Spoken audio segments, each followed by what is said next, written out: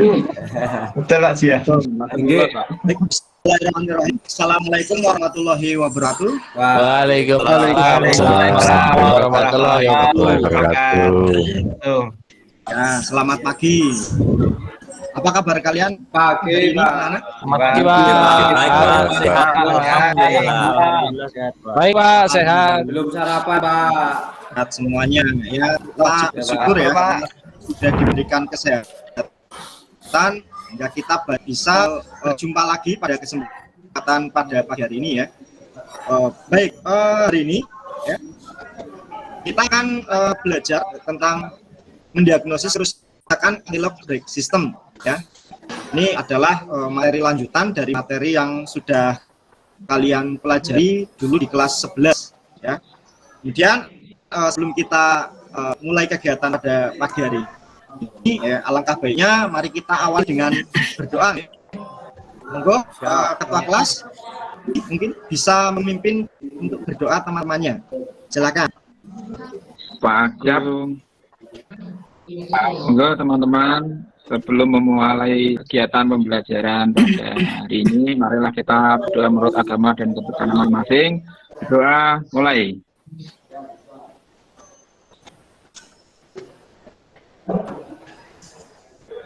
Doa selesai. Ya, terima kasih Mas Dwi yang telah memimpin teman-teman untuk berdoa ya. Jadi dengan berdoa sebelum belajar ya dan atau sebelum beraktivitas itu akan senantiasa kita akan mendapatkan kemudahan ya dan jiwa menjadi tenang dalam menjalanannya. Jadi biasakan kita dalam kegiatan sehari-hari ya kita awali dengan berdoa. Begitu nggih? Ya. Pak. Saya ingin cek kehadiran siapa? Kelas dulu ya. Apakah ada yang izin atau tidak hadir teman-teman ini?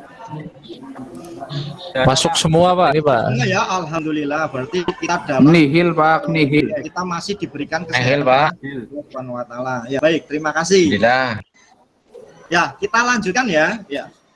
Jadi dulu di pembelajaran sebelumnya ketika kalian kelas 11, kalian sudah mendapatkan materi tentang ABS ya. Ya, coba saya ingin bertanya, apakah ada yang masih ingat apa itu ABS? Saya Pak. Oh ya, silakan Mas.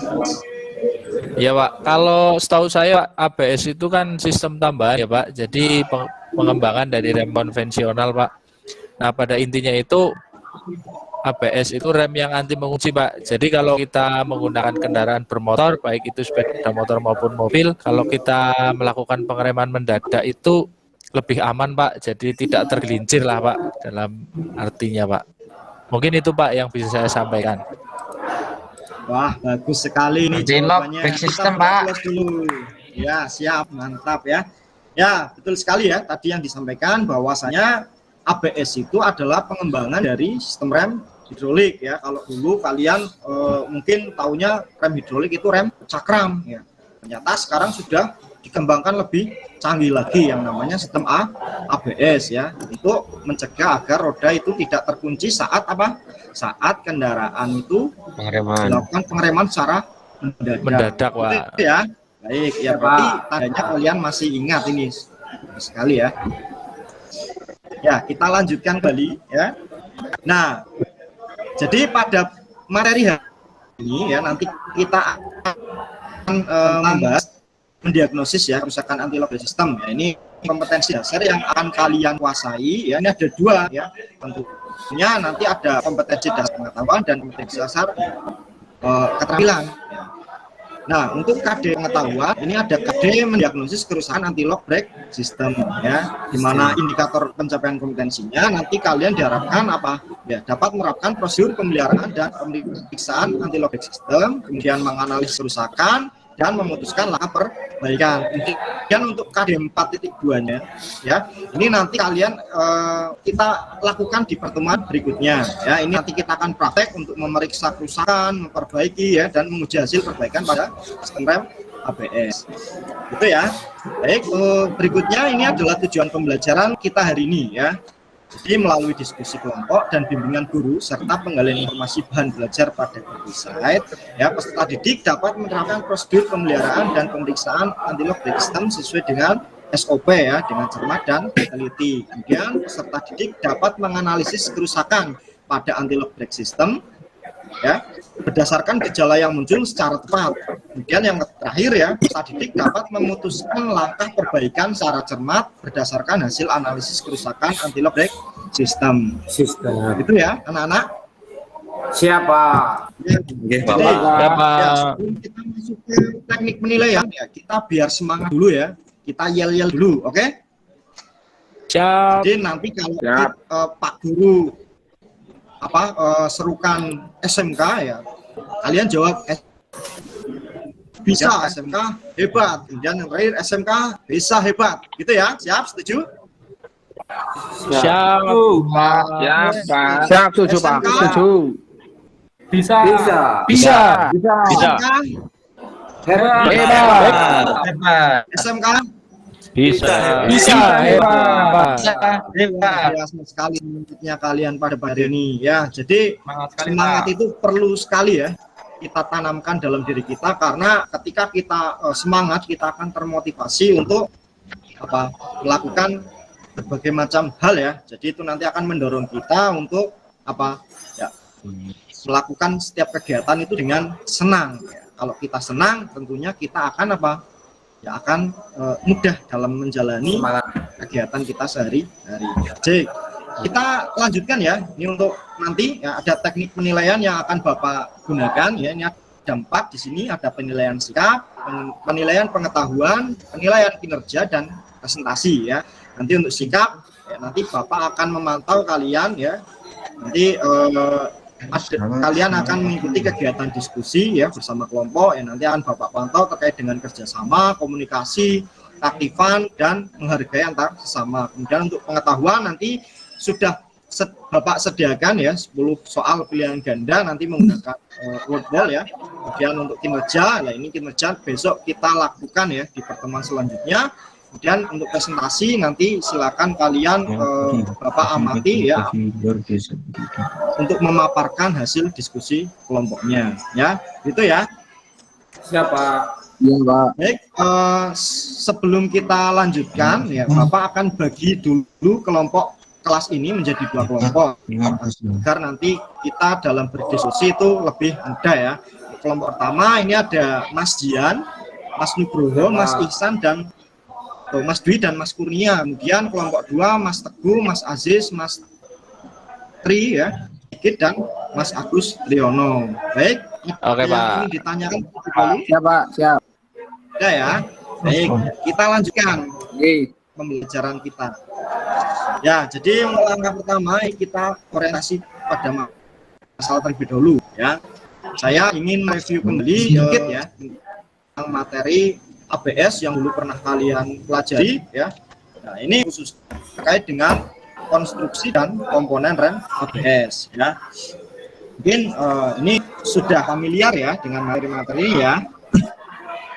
Nah, ini ada beberapa komponen rem ABS di sini ya. Ini kalau yang ditampilan oleh Pak Guru di sini adalah ada Honda Stream Brio ya. Kenapa Honda Brio ya? Karena di sekolah kita kebetulan yang ada media dan ini ada Brio. Jadi biar kalian nanti ketika praktek bisa mudah ya mencari lokasi-lokasi di mana komponen dari sistem rem ABS itu. Baik, pada sistem ABS ini kalau kita lihat di sini ya, di sini ada beberapa komponen ya. Untuk secara umum konstruksinya ini hampir mirip ya dengan rem cakram pada umumnya ya. Tapi pada sistem rem ABS ini ada tambahan komponen yang mengontrol nanti sistem pengereman itu. Jadi di sini ada yang namanya ABS modulator atau control unit ya. Ini bisa kita lihat bendanya seperti ini ya. Di mana di ABS control unit ini dibagi ya. Dibagi ada 3 komponen ya, ada ABS modul, ABS hydraulic unit, dan ABS motor. Kemudian yang kedua di sini ada bagian utama lagi ya, itu ya ada namanya speed sensor atau sensor kecepatan roda. Ini. Nah, saya ingin bertanya terlebih dahulu, mungkin ada yang masih ingat terkait dengan fungsi komponen dari sistem rem ABS ini ya. Nah, Adakah yang bisa menjelaskan fungsi dari komponen utama ABS? Ini, silakan.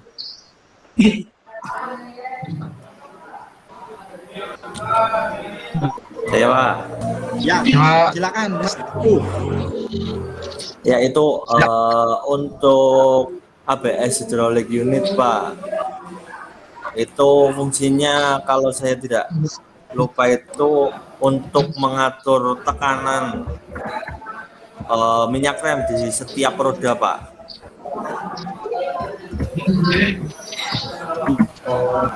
Sekali jawabannya ya, maaf Mas Sigit ya. Betul sekali tadi yang disampaikan ya. Jadi hydraulic unit ini dia adalah salah satu komponen ya dari rem ABS yang tugasnya untuk mengatur apa? Mengatur tekanan minyak rem ya yang diberikan kepada masing-masing roda. Nah, diaturnya bagaimana? Ya, jadi ketika mengerem ya, itu keempat roda dia memiliki kebutuhan daya pengereman yang berbeda-beda ya. Jadi nanti yang mengatur itu adalah dari valve nih. Di dalam hydraulic unit ini ada valve ya, yang menggunakan solenoid valve untuk mengatur aliran fluidanya ya. Bagus sekali, terima kasih Mas Sigit. Kemudian selanjutnya ada lagi yang ingin menjelaskan fungsi dari komponen ABS mungkin? Saya Pak. Ya, silakan. Ya Pak. Sensor Pak berfungsi untuk menginformasikan putaran roda ke modulnya Pak, atau supaya pada saat pengereman itu tidak mengunci Pak. Ya, bagus sekali jawabannya ya. Jadi betul sekali Mas Teguh ya, tadi ada fungsi dari wheel speed sensor ya. Jadi dia berfungsi untuk mengirimkan sinyal putaran roda ya ke ECU ya. Nah, tentunya wheel speed sensor ini tidak bekerja sendiri ya. Wheel speed sensor ini bekerja sama dengan yang namanya ini ada di Honda itu namanya magnetic encoder ya. Nah, kalau pada umumnya ya ini biasa Bapak sebutnya ini sensor rotor ya. Jadi sensor rotor ini komponen yang berputar bersamaan dengan roda. Jadi sensor rotor ini bisa pada roda ya. Jadi nanti ketika yang berputar, putarannya akan dibaca oleh unit sensor yang kemudian datanya akan dikirimkan ke ECU atau ABS. Bagus sekali Mas Teguh ya. Kemudian berikutnya adalah saya Pak. Coba masih ingat Saya Pak. Oh ya silakan Mas. Izin menjawab Pak. Fungsi dari ABS control modul Pak. ABS control modul ini berfungsi untuk menerima sinyal dari sensor Pak. Kemudian setelah itu diproses untuk menentukan kerja Pak dari pompa hidrolik dan solenoid. Seperti itu Pak. Oh ya, betul sekali jawabannya Mas Iksan ya. Ini betul. Jadi ABS control modul ini tadi dia yang akan memproses sinyal dari sensor, kemudian nantinya akan memerintahkan aktuator ya. Aktuator di sini berupa apa? Ada motor ya, motor pompa dan juga motor solenoid ya. Jadi ini hanya untuk merefresh kembali ya materi yang sudah kalian pelajari dulu. Ternyata aku ini masih banyak yang ingat ya. Jadi Bapak nanti menjelaskannya tidak terlalu lagi ya. Iya. Lebih kepada jadi kita lanjutkan ya. Nah ini Bapak punya sebuah video ya. Ini silahkan anak-anak bisa mengamati ya. Ini nanti saya play. Ambil ya, silakan. Ini ada video pengendara yang sedang dari mobilnya.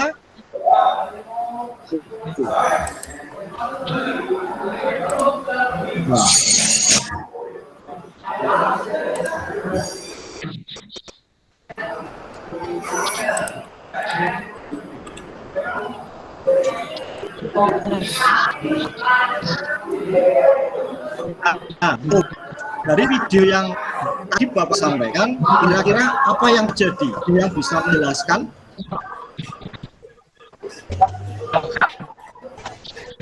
Mohon diulang lagi Pak, videonya nggak jelas. Oh iya, baik. Kita ulang satu kali. Iya Pak, putus Pak. Ya, maaf. Ini jadi Bapak jelaskan ya. Jadi dalam video ini ada seorang pengendara mobil ya. Dia sedang berkendara di jalan raya, kemudian di depannya itu ada sebuah pengendara sepeda motor ya, yang tiba-tiba dia berbelok ya. Jadi pengendara mobil ini untuk menghindari agar tidak menabrak pengendara motor ya. Tetapi apesnya kalau pengendara mobil ini menghindar, dia melakukan pengereman mendadak karena mungkin panik, sehingga apa? Ya, sehingga terjadi skid ya, atau melintir pada tubuhnya, sehingga terjadi kecelakaan. Ya, mungkin ada yang pernah mengalami kejadian seperti itu. Saya Pak. Kenapa? Pernah Pak. Silakan coba diceritakan pengalamannya. Saya Pak. Saya itu pernah Pak. Saya itu Pak pernah naik motor malam-malam, terus Ya. ada kucing tiba-tiba menyeberang Pak. Saya kan kaget. Lalu mengerem secara spontan. Dan ternyata kejadiannya itu roda belakangnya itu terkunci Pak. Saya tuh hampir jatuh Pak waktu itu Pak.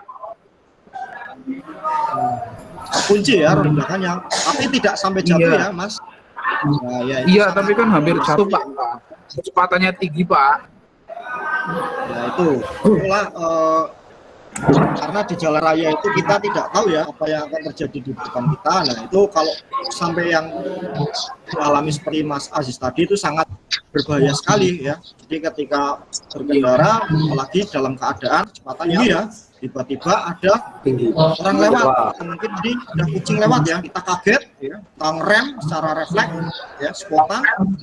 Ketika kita ngerem secara spontan ya, itu otomatis apa tenaga pengereman yang kita berikan pada sistem rem itu akan tidak terkontrol ya, mungkin akan besar sekali sehingga menyebabkan roda itu terkunci. Nah ketika roda terkunci ini apa yang terjadi ya, tadi seperti yang dialami oleh Mas Aziz ya, dia akan tergelincir ya, tapi untungnya tadi Mas Aziz tidak sampai jatuh. Kemudian mungkin ada yang punya pengalaman lain?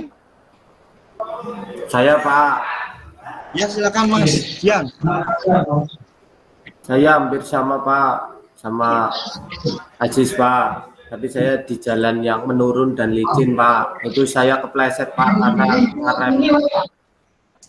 rem belakang Pak. Itu saya jatuh Pak.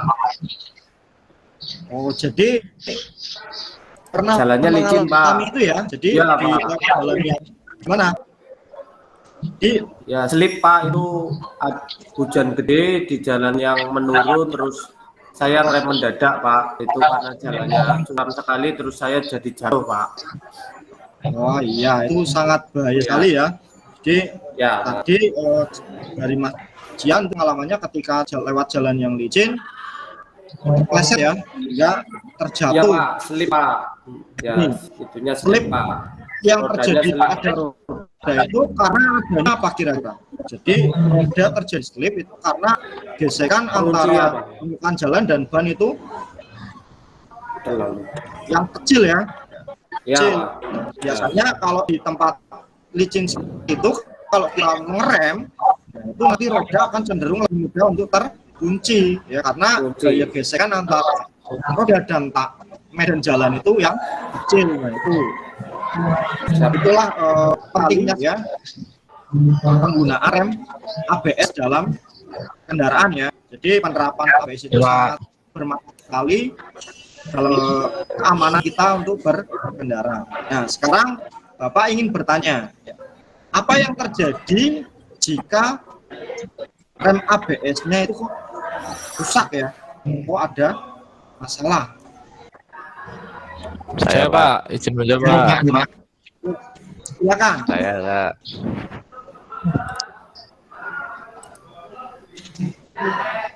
Silakan, Mas Teguh. Tadi sepertinya Ya ini. Pak. Jika Ya. rem ABS rusak, itu akan untuk motor ataupun mobil, jadi akan terjadi kecelakaan Pak, tidak bisa menghindari yang ada di depannya. Ya, jadi betul sekali tadi yang disampaikan Mas Teguh ya. Jadi ketika sistem rem ABS itu rusak, ini nanti fungsi ABS-nya jadi tidak berfungsi lagi ya. Jadi pada sistem ABS itu ada yang namanya file save mode dan self diagnosis mode ya. Nah, ini mode ini akan aktif ketika ada trouble pada sistem ABS. Yang pertama adalah file save. Nah, file save ini akan aktif ketika sistem ABS itu mendeteksi adanya kerusakan pada sistemnya ya. Jadi dia akan mengaktifkan fungsi rem ya secara mekanis ya. Jadi fungsi ABS-nya dinonaktifkan. Nah, rem ini akan bekerja secara mekanis seperti halnya rem cakram pada umumnya. Jadi kemungkinan terjadi slip atau roda terkunci ini akan semakin besar ya. Jadi masih dapat digunakan, tapi ya itu tadi ya, fungsi ABS-nya tidak aktif. Kemudian ada self diagnosis ya. Nah, self diagnosis ini adalah kemampuan dari sistem ABS itu untuk mendeteksi kerusakan pada sistemnya. Ya, jadi dia sebelum ABS itu aktif atau bekerja ya, ketika kunci kontak on itu nanti ABS control module akan melakukan ya yang namanya self diagnosis tadi. Jadi ketika ada kerusakan pada sistem ABS ya, maka di sini di dashboard itu ada yang namanya ABS indikator lem ya, atau ini lampu indikator ABS.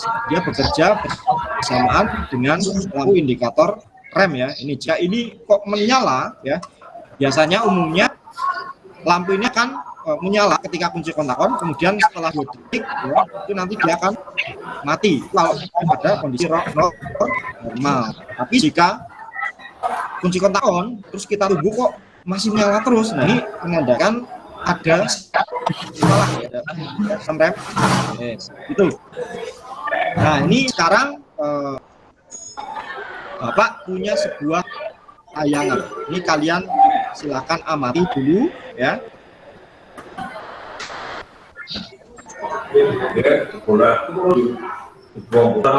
Nah, jalan ya.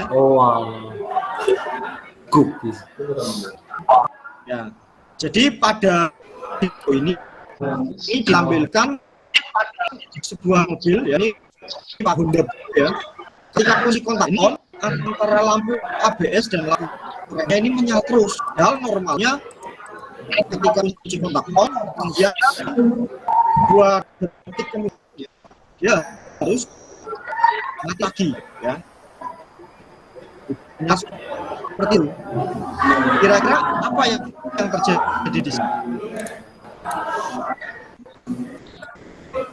Ya, silakan ada yang bisa menjawab.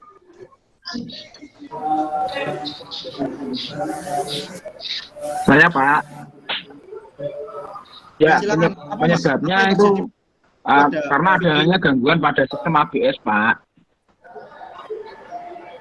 Betul ya. Rusak Pak, itu Pak ABS-nya Pak. Rusak ya ABS-nya ya, betul. Ya Pak. Tadi yang namanya self diagnosis tadi ya, ini berarti bekerja ya. Jadi sebelum kendaraan itu dijalankan, mesin di-on-kan, ini sistem self diagnosis ini akan memeriksa terlebih dahulu kerusakan sistem ABS-nya ini ya, ada kerusakan atau tidak. Nah ini kalau kita lihat di indikator pada dashboard ini, indikatornya menyala ya, berarti menandakan ada kerusakan pada sistem ABS. Nah dari video tadi ya, coba Bapak ingin memberikan tugas pada kalian untuk melakukan diskusi ya, analisis ya. Jadi silakan analisis permasalahan apa saja yang mungkin dapat menyebabkan indikator ABS ini menyala terus seperti yang tadi kalian lihat pada video ya. Silakan lakukanlah kajian literatur untuk melakukan analisis permasalahan tersebut melalui website ya. Ini Bapak sudah siapkan, jadi sudah belajar, kalian bisa mulai di situ ya, kan. Kemudian nanti tulisnya pada gambar LKPD yang sudah Bapak siapkan ya.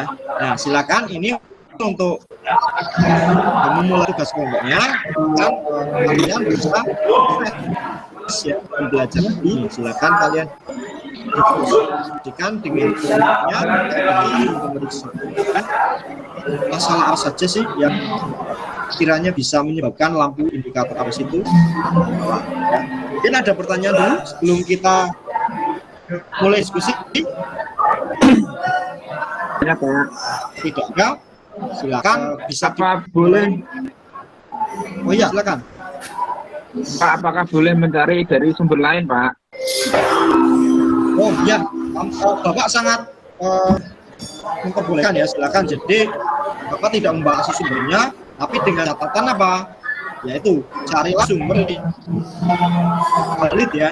Jadi jangan asal sumber kalian ambil datanya ya, biar nanti apa yang kalian timbulkan itu bisa bertanggung jawab.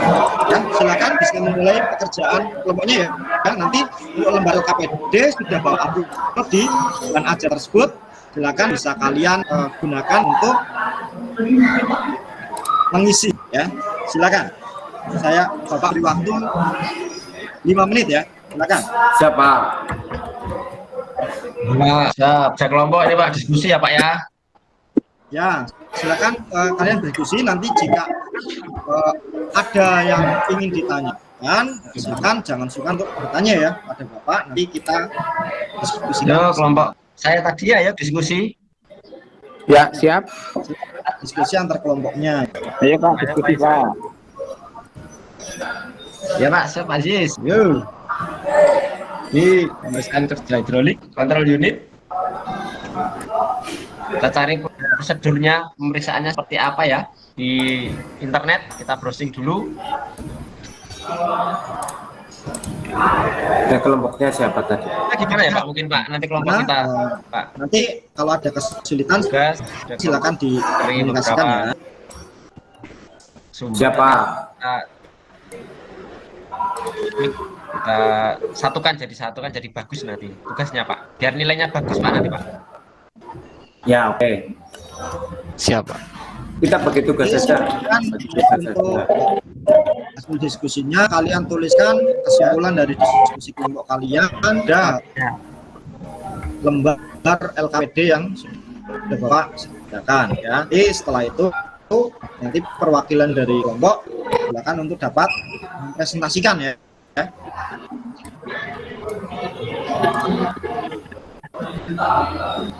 Mau tanya Pak, Ya silakan.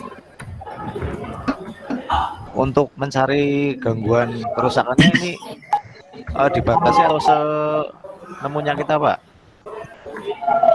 Silakan kalian melalui sumber belajar yang Bapak sediakan tadi. Kalau misalnya kok wah ini ada info lain dari sumber internet misalnya ya, silakan bisa kalian gunakan selama sumbernya itu valid ya. Oh ya Pak, terima Ya, kasih. Pak. Apakah sudah selesai anak-anak? Baru dapat Ya, dua ini Pak. Belum Pak. Baru dapat satu, Pak. Bentar lagi, Pak. Dua, Pak. Baik, Dua ini. 1 menit lagi. Ya Pak, siap. Ayo semangat teman-teman, kita selesaikan. Ya kita pasti bisa. Ya. Iya, semangat.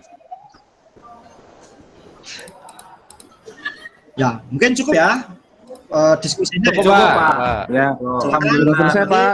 ya, cukup, Pak. Kemudian dari masing-masing kelompok bisa mempresentasikan hasil diskusinya yang telah dituangkan dalam LKPD. Silakan dari kelompok 1 terlebih dahulu. Mungkin perwakilan kelompoknya. Ya, Pak, saya, Pak. Ya, silakan. Nih, Pak, bentar, Pak. Ini salah satunya, Pak. Saya baru nemu satu, Pak. Ya, silakan Mas, tidak apa-apa. Benar, Pak.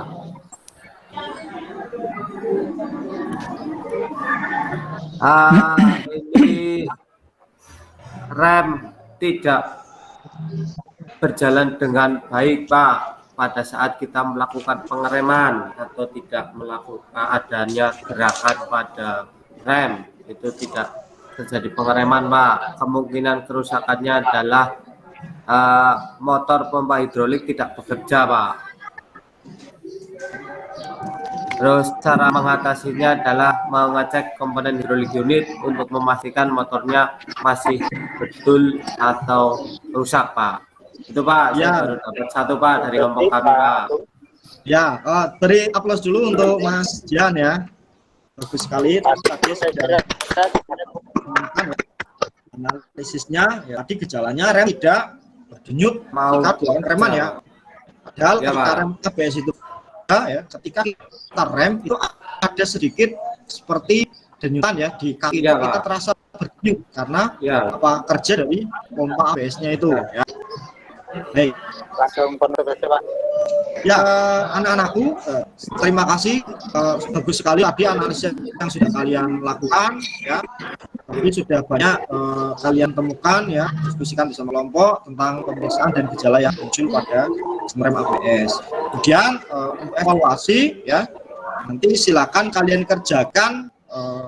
Ini sudah Bapak sediakan ya soal evaluasi pada Google Sheet tadi, silakan bisa kalian kerjakan dan refleksi untuk pembelajarannya nanti tolong diisi ya. Itu baik. Kemudian karena waktu kita sudah habis, jadi kita dulu pada pagi hari ini. Jadi silakan kalian persiapkan untuk pertemuan berikutnya kita lakukan praktek ya untuk pemeriksaan dari sistem rem ABS itu sendiri ya. Baik, untuk menutup kegiatan kita, silakan untuk Pak Dwi dipimpin doa terlebih dahulu. Ya Pak, mari teman-teman sebelum mengakhiri pembelajaran pada pagi hari ini, marilah berdoa menurut agama dan kepercayaan masing-masing. Berdoa dimulai.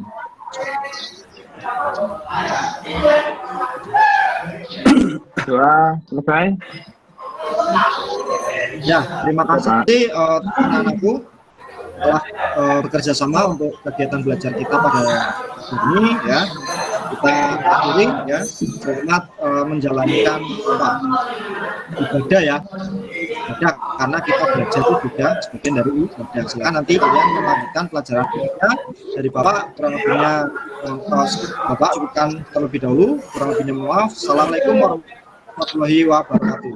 Waalaikumsalam warahmatullahi wabarakatuh. Waalaikumsalam warahmatullahi wabarakatuh. Oke, terima kasih Pak Bung ya sudah menyampaikan presentasinya ya. Kita plus dulu ya. Ya. Mantul. Pak, ya, berikan rasanya. Oke, terima kasih. Assalamualaikum warahmatullahi wabarakatuh. Waalaikumsalam warahmatullahi wabarakatuh. Ya, terima kasih kepada Pak Agung yang sudah melakukan presentasi. Saya di sini ini tadi bertugas sebagai observer, ada beberapa yang sudah saya catat ini dari semua langkahnya sudah berjalan dengan baik. Awayo sudah memberikan salam, dengan observasi, sudah melakukan dengan semangat, melakukan berhenti juga. Terus kemudian dari pemaparan ada satu yang membuat saya suka dari modelnya Pak Agung, itu dari persepsinya Pak. Persepsinya kita itu dibimbing secara betul-betul mendetail ya, dari awal mendetail dari ada prosesnya, kemudian ada gambar videonya, kemudian kita dibimbing untuk berpikir secara kritis, terus kreatif dan semuanya. Alhamdulillah di sini cuma satu Pak koreksi, saya tidak mengoreksi gitu, hanya yang saya rasakan gitu gitu. Yang saya rasakan dari Pak Agung agak kagok nopo Pak. Gimana Pak? Agak kagok nopo Pak. Kagok ya, ini grogi mungkin. Ya, itu saja sih dari saya Pak Agung. Tampilannya sudah bagus sekali, terus presentasinya oke sekali. Belajar banyak ini saya dari Pak Agung, dari presentasinya, terutama memanfaatkan Google Sheet-nya bisa atraktif sekali. Terus tapi ada tadi yang satu yang saya tanyakan itu formnya itu nanti mengerjakannya itu secara online di Google Sheet atau diberi Pak? Form yang mana nggih? Mohon maaf Pak. Yang untuk RKPD. observasinya, Pak. Nggih, yang observasi itu apakah secara digital dikerjakan di Google Sheet atau diberi saja, Pak? Tidak Pak, untuk pelaksanaan di kegiatan realnya nanti diberi untuk siswa Pak. Oh gitu. Oke. Terima kasih Pak Agung. Itu saja Pak Wahyu dari saya. Saya tidak terlalu banyak, Pak. Ini sudah baik sekali seperti ini buat saya dan teman-teman yang lainnya. Terima kasih. Terima kasih Pak Jian untuk saran dan masukannya. Aku sudah bisa dipahami ya tanggal. Sudah Pak. Kira-kira itu saja. Saya kira sudah mewakili ya. Saya masalah dengan Pak Jian tadi, apresiasinya bagus. Cuman motivasinya yang mungkin kurang bal gitu ya. Ya Pak. Karena grogi itu Pak. Ya. Pak Agung grogi. Ya, kembalikan dengan Pak Dwi tadi. Pak Dwi tadi motivasinya ada, persepsinya lupa. Tapi kalau persepsinya ada, motivasinya lupa. Saya sarankan motivasi itu akan lebih pas diberikan setelah tujuan pembelajaran. Tujuan ya Pak. Ya, kalau tujuan pembelajaran itu disampaikan secara lugas, singkat, lugas, jelas, lalu disertai dibarukan dengan motivasi agar bagus. Misalnya gini, kamu nanti kalau bisa ini, ya, bisa mengerjakan LBS dengan baik, ini bukan kamu yang mencari pekerjaan, tapi pekerjaan yang mencari kamu, artinya gitu. Ini nanti di lapangan misalnya menjadikan misalnya kalau arsitek ya. Itu setelah tujuan pembelajaran disampaikan langsung dibarukan motivasi. Tapi dengan catatan tujuan pembelajarannya jangan terkungkung dengan teks. Aku masih menyampaikan tujuan pembelajarannya masih ini kesannya dibaca.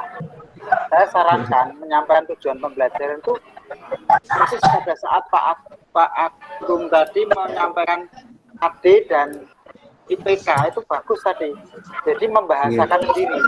Jadi dibahasakan sendiri itu bagus.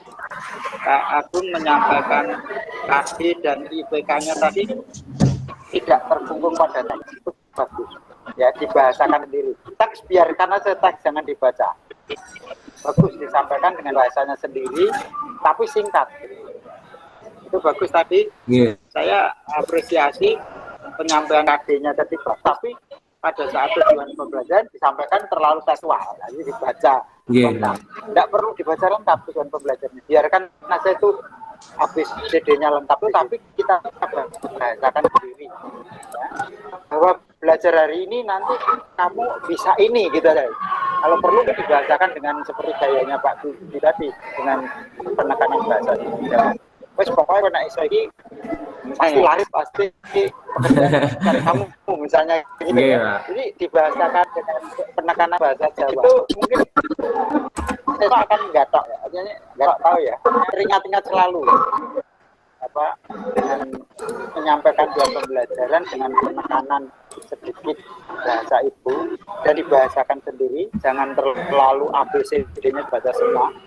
Itu nanti itu akan terngiang-ngiang. Oh iya bener. Aku butuh sinau, mungkin nak sinau aku iso iki kerjaan cari aku, bukan aku cari pekerjaan misalnya gitu.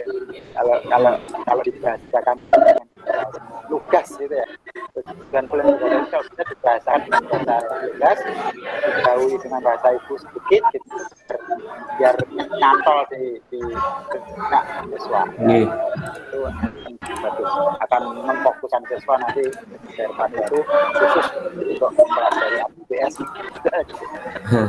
Ya, interaksi kolaborasi guru siswa kelihatan bagus tadi dari ibu, kelihatan tanya jawab itu bisa menjadi